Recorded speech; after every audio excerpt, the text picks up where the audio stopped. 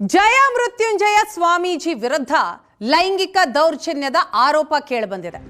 ಮಹಿಳಾ ಆಯೋಗ, ಗೃಹ ಸಚಿವರು ಸಿಎಂಗೆ ಸಂತ್ರಸ್ತೆ ದೂರು ಕೊಟ್ಟಿದ್ದಾರೆ. ಜಯ ಮೃತ್ಯುಂಜಯ ಸ್ವಾಮೀಜಿ ವಿರುದ್ಧವಾಗಿ ಸಂತ್ರಸ್ತೆ ಮಹಿಳಾ ಆಯೋಗ, ಗೃಹ ಸಚಿವ ಸಿಎಂಗೆ ದೂರನ್ನ ಕೊಟ್ಟಿದ್ದಾರೆ.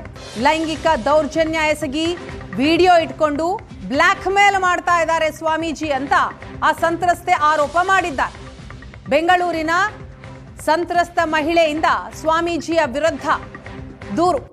ಕಂಪ್ಲೇಂಟ್ ಕಾಪಿಯನ್ನು ನೀವು ನೋಡ್ತಾ ಇದ್ದೀರಿ. ಲೈಂಗಿಕ ದೌರ್ಜನ್ಯ ಎಸಗಿ ಸ್ವಾಮೀಜಿ ವಿಡಿಯೋ ಮಾಡ್ಕೊಂಡಿದ್ದಾರೆ. ನನ್ನ ಮೈ ಕೈ ಮುಟ್ಟಿ ಸ್ವಾಮೀಜಿ ಅಸಭ್ಯವಾಗಿ ವರ್ತಿಸಿದ್ದಾರೆ. ಬೆತ್ತಲೆಯಾಗಿ ವಿಡಿಯೋ ಕಾಲ್ ಮಾಡಬೇಕು ಅಂತ ಸ್ವಾಮೀಜಿ ಪದೇ ಪದೇ ಒತ್ತಡ ಹಾಕ್ತಾ ಇದ್ರು. ಬೆತ್ತಲೆ ವಿಡಿಯೋ ಮಾಡದೆ ಹೋದರೆ ವಿಡಿಯೋ ಲೀಕ್ ಮಾಡೋದಾಗಿ ಬೆದರಿಕೆ ಕೂಡ ಹಾಕಿದ್ದಾರಂತೆ. ಸಂತ್ರಸ್ತೆ ಕೊಟ್ಟಂತಹ ದೂರಿನಲ್ಲಿ ಇರುವ ಪ್ರಮುಖ ಅಂಶಗಳಿದು. ಮಹಿಳಾ ಆಯೋಗ, ಗೃಹ ಸಚಿವರು ಹಾಗೆ ಸಿಎಂಗೆ ಈ ದೂರನ್ನ ಸಂತ್ರಸ್ತ ಮಹಿಳೆ ಕೊಟ್ಟಿದ್ದಾರೆ. ಲೈಂಗಿಕ ದೌರ್ಜನ್ಯ ಎಸಗಿ ವಿಡಿಯೋ ಇಟ್ಕೊಂಡು ಬ್ಲ್ಯಾಕ್ ಮೇಲ್ ಅನ್ನ ಮಾಡ್ತಾ ಇದ್ದಾರೆ ಸ್ವಾಮೀಜಿ. ಲೈಂಗಿಕ ದೌರ್ಜನ್ಯ ಎಸಗಿ ಸ್ವಾಮೀಜಿ ವಿಡಿಯೋ ಮಾಡ್ಕೊಂಡಿದ್ದಾರೆ. ನನ್ನ ಮೈ ಕೈ ಮುಟ್ಟಿ ಅಸಭ್ಯವಾಗಿ ವರ್ತಿಸಿದ್ದಾರೆ. ಬೆತ್ತಲೆಯಾಗಿ ವಿಡಿಯೋ ಕಾಲ್ ಮಾಡುವಂತೆ ಒತ್ತಡವನ್ನ ಹೇರಿದ್ರು. ತನ್ನ ದೂರಿನಲ್ಲಿ ಎಲ್ಲವನ್ನ ಹೇಳ್ಕೊಂಡಿದ್ದಾಳೆ ಸಂತ್ರಸ್ತೆ. ಜಯ ಮೃತ್ಯುಂಜಯ ಸ್ವಾಮೀಜಿ ವಿರುದ್ಧ ಲೈಂಗಿಕ ದೌರ್ಜನ್ಯದ ಆರೋಪ ಕೇಳಿಬಂದಿದೆ. ಈ ಹಿನ್ನೆಲೆಯಲ್ಲಿ ಸಂತ್ರಸ್ತೆಯ ವಿರುದ್ಧ ಸ್ವಾಮೀಜಿ ಪ್ರತಿ ದೂರನ್ನು ಕೂಡ ದಾಖಲಿಸಿದ್ದಾರೆ.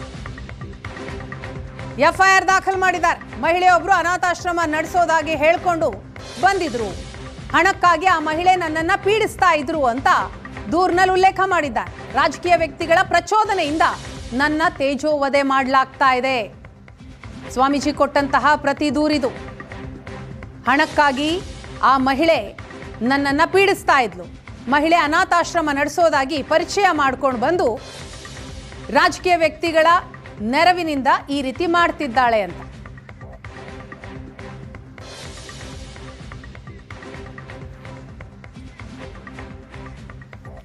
ಮಹಿಳಾ ಆಯೋಗದ ಅಧ್ಯಕ್ಷೆ ನಾಗಲಕ್ಷ್ಮಿ ಅವರು ಏಷ್ಯಾನೆಟ್ ಸುವರ್ಣ ನ್ಯೂಸ್ ಜೊತೆ ಮಾತನಾಡಿದ್ದಾರೆ. ಏನ್ ಹೇಳಿದ್ದಾರೆ ಕೇಳಿ ಅಂತೇಳಿ ಆರೋಪ ಮಾಡಿ ದೂರು ಕೊಟ್ಟಿದ್ದಾರೆ. ಈ ಬಗ್ಗೆ ಮಾತನಾಡೋದಕ್ಕೆ ನಮ್ಮ ಜೊತೆ ಮಹಿಳಾ ಆಯೋಗದ ಅಧ್ಯಕ್ಷರಾಗಿರ್ತಕ್ಕಂಥ ನಾಗಲಕ್ಷ್ಮಿ ಚೌಧರಿ ಅವರೇ ಇದ್ದಾರೆ.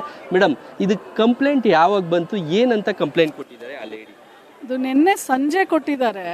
ಅಂದರೆ ಬಸವ ಮೃತ್ಯುಂಜಯ ಸ್ವಾಮಿ ಬಾಗಲಕೋಟದವರು ಅವರು ಆ ಹೆಣ್ಣು ಮಗಳ ಪ್ರೈವೇಟ್ ವಿಡಿಯೋಸ್ಗಳನ್ನ ಇಟ್ಕೊಂಡು ನೀನು ನನಗೆ ಕೋಆಪ್ರೇಟ್ ಮಾಡ್ತಾ ಇರಬೇಕು, ನೀನು ಮಾಡಲಿಲ್ಲ ಅಂತಂದರೆ ಇದನ್ನು ಸಾಮಾಜಿಕ ಜಾಲತಾಣಗಳಲ್ಲಿ ನಾನೇ ಬಿಡ್ತೀನಿ ಅಂತ ಬ್ಲ್ಯಾಕ್ ಮೇಲ್ ಮಾಡ್ತಿದ್ರಂತೆ.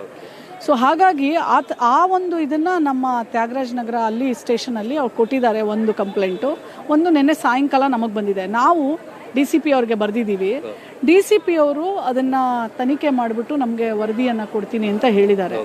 ಈಗ ಹೌದು, ತನಿಖೆ ಆಗಬೇಕಲ್ಲ. ಈಗ ಆಮೇಲೆ ಇನ್ನೊಂದು ಎಲ್ಲರಿಗೂ ಹೇಳೋದಕ್ಕೆ, ಯಾವ ಸ್ವಾಮೀಜಿ ಆದ್ರೇನು ಯಾರಾದ್ರೇನು ಕಾನೂನು ಮುಂದೆ ಯಾರೇನು ದೊಡ್ಡವರಲ್ಲ, ಎಲ್ರಿಗೂ ಒಂದೇ ನ್ಯಾಯ, ಒಂದೇ ಶಿಕ್ಷೆ, ಎಲ್ಲವೂ ಅಷ್ಟೇ. ಸೊ ಹಾಗಾಗಿ ಅದು ತನಿಖೆ ಆಗುತ್ತೆ. ಅದರಲ್ಲಿ ಅವ್ರೇನಾದರೂ ಅದೆಲ್ಲ ಅವ್ರು ಮಾಡಿದರೆ ಕಾನೂನು ಪ್ರಕಾರ ಕ್ರಮ ಆಗುತ್ತೆ. ನಿನ್ನೆ ಸಂಜೆ ಯಾರು ಬಂದಿದ್ರು? ಆ ಲೇಡಿನೇ ಬಂದು ಕಂಪ್ಲೇಂಟ್ ಕೊಟ್ಟಿದ್ದಾರೆ? ಅಲ್ಲ, ನನಗೆ ಗೊತ್ತಿಲ್ಲ. ಆಯೋಗಕ್ಕೆ ಸಾಯಂಕಾಲ 6 ಗಂಟೆಗೆ ಬಂದು ಕೊಟ್ಟೋಗಿದ್ದಾರೆ. ಅದು ನನಗೆ ಗೊತ್ತಿಲ್ಲ. ಅಂದರೆ ಅವ್ರು ಬಂದಿಲ್ಲ ಅಂತ ನಾನು ಅನ್ಕೋತೀನಿ. ಯಾರಿಂದನೂ ಅದು ಸಬ್ಮಿಟ್ ಆಗಿದೆ. ಬಟ್ ಅದು ಬಂದಿರೋದ್ರಿಂದ ನಾನು ಈಗ DCP ಅವ್ರ ಜೊತೆನೂ ಮಾತಾಡಿದೆ. ಮೇಡಮ್, ನಾವು ಅದು ತನಿಖೆ ಮಾಡಿಬಿಟ್ಟು ನಿಮಗೆ ವರದಿಯನ್ನು ಕೊಡ್ತೀವಿ ಅಂದ್ಯಾರೆ.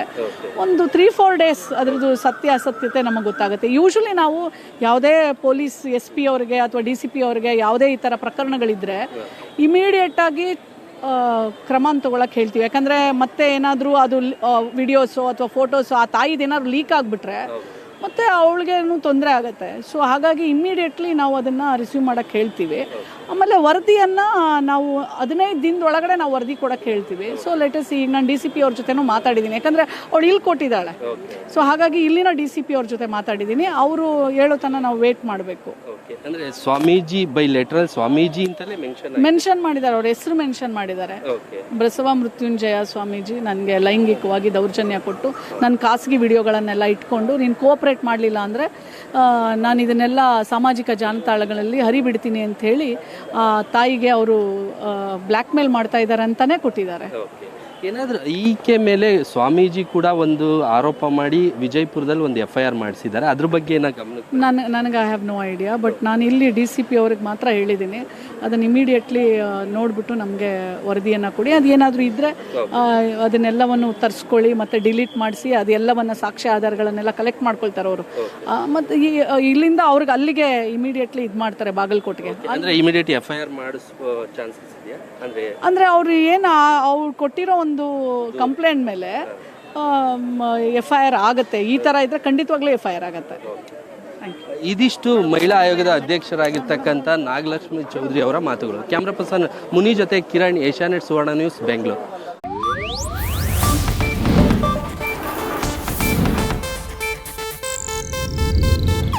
ಇದು ಏಷ್ಯಾನೆಟ್ ನ್ಯೂಸ್ ನೆಟ್ವರ್ಕ್ ಪ್ರಸ್ತುತಿ.